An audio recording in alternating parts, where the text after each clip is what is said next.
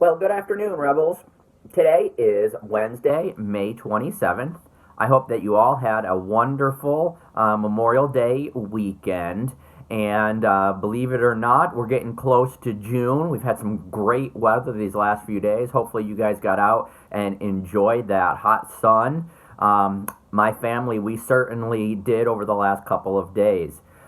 So today, I want to jump right into today's lesson because I think that you guys are going to like what I have planned for you.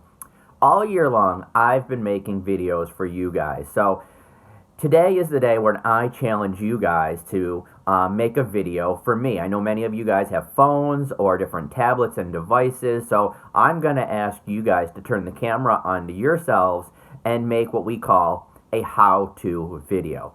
Now, before we get into the how-to video, I want to talk to you guys and go back to some notes that we took all the way back on November 19th and November 21st. And I want to talk about the kinds of writing that we've done already this year so you guys can see where these how-to videos fit into the different kinds of writing that we've learned about this year. Okay, guys, so here I am. I'm looking at my notebook, and these notes we did on November 19th. And this first was author's purpose. And if you remember, we've got these 5 different purposes that authors write. Write to persuade, to inform, to entertain, to explain, and to describe. Well, believe it or not, we have already used all of these different writing purposes except for one. In the beginning of the year, you guys wrote narratives. And so when you guys wrote narratives, you wrote them to entertain and to describe. Those were the 2 purposes that we were using. When we did Unit 2, you guys wrote a persuasive essay at the end of Unit 2. And that was right here. We wrote to persuade. And if you've been working with me during this last month, we have been working on our research essays, and the research essays we're writing to inform. Well, now it is time for us to write to explain. And when we zoom in on this style of writing, the author wants to tell you how to do something or how something works. And that's what I'm going to be teaching you guys today. I'm going to teach you how to do something that I do every single day. Now, before we get into that, I want to slide over here to my notes on text structure, which we took way back on November 21st. We've learned about these text structures, and we have used all of these text structures except for one. In the beginning of the year, you guys used the description text structure when you guys wrote your narratives, trying to give someone a mental image and describing a small moment from your life. We did a compare and contrast essay when you guys compared Freak the Mighty, the book, with the movie.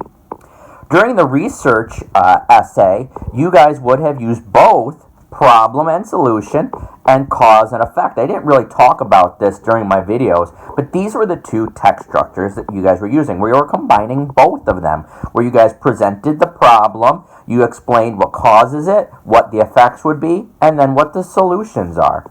So the one last text structure that we need to use before the year is out is order and sequence. If I open up my flap, you'll see the author provides readers with chronological events or a list of steps in a procedure.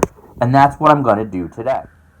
So in order for me to do that, we're going to have to get out of my office today, and we're going to have to go up to the kitchen. So come on, guys, and join me in my kitchen. Okay, guys, so here I am in my kitchen now, and every morning before I come to work, I always make myself a breakfast. My breakfast each day is a protein shake. And as you guys get older, you might be finding yourself rushed in the morning. It's a really good, quick way to have your breakfast before you go off to school. So every day, these are the things that I need to make my protein shake. The first thing you need is going to be some kind of milk. I like to use almond milk. You can use any kind of milk you like, whether it be skim milk, whole milk, coconut milk. I use almond milk.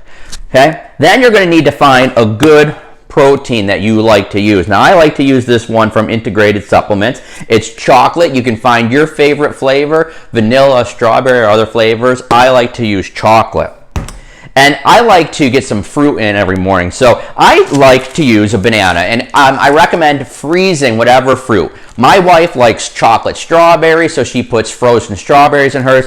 I use one banana in my protein shake. And then you're going to need some ice. Okay, so those are the ingredients that you need. Very easy. Now, I like to use the NutriBullet. It's a very simple way for me to make my smoothies. You could use any kind of regular blender. So, first thing that I need, here is my cup. I'm going to take and pour in, step 1.5 cups of milk. And I've already got a line drawn right on my mug. So I pour in 1.5 cups of my milk of choice. Step 2, I like to put in my frozen banana. And we freeze all of our bananas in individual bags. We put them right in our freezer. So in the morning, boop, there you go. My banana is all set. Then for my ice. If you like a really thick smoothie, you're going to want to add lots of ice. If you don't like it too thick, you don't need too much. I always put in between 3 to 4, maybe 5 or 6 ice cubes. So now that my ice is in, now your protein. Now, every protein is going to be a little bit different. My protein that I use requires me to put in 2 scoops. All right, so scoop 1 goes in, and scoop 2 goes in. I almost forgot an essential part of my NutriBullet. Now, with any blender, make sure that you are following all safety precautions. For mine, all I need to do is screw the lid on nice and tight. Okay? And then this goes right into my NutriBullet, and we blend.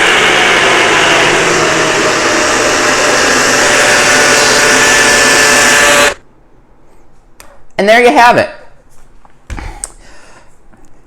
Take the lid off. And now I have myself a healthy breakfast. So now, guys, my challenge to you is this. I want you to think about something that you like to do. It could be something that you do every day. It could be something that you're interested in. It could be a hobby. And I want you to create your own how-to video. Now, a couple words of caution. Let's say you love to play baseball. I don't want you to try to make a video about how to play baseball. You could spend your entire life trying to learn all the rules about how to play baseball. Instead, you might do something like how to throw a curveball. Another example would be, let's say you're into karate. Don't try to teach me how to do karate. Instead, you might teach me how to do one particular move in karate. Another sports example, something like football, you wouldn't want to try to teach someone how to play football. And there's just too many rules. But you might teach someone, say, how to throw a spiral. Or, with cooking, don't teach someone how to cook. You might teach someone how to make a peanut butter and jelly sandwich. So I want you to think about things that you do, things about things that you like, and I want you guys to make your own video. Make sure you include the steps in your procedure. So step 1, step 2, step 3, step 4, etc. Make sure you include a list of materials or ingredients if you're making a food product of things that you're going to need before you make your video. So guys, I will be back a little bit later this week. We do have some more traditional language arts assignments that we're going to be doing, some reading, some asking questions. I'll be posting all of those right in the Kid blog, and I'll be sure to make a brief video before I have any of those assignments. So you guys, until next time, have a good one and stay healthy, stay safe out there, and I'm going to go have my breakfast. You guys have a good one. Bye.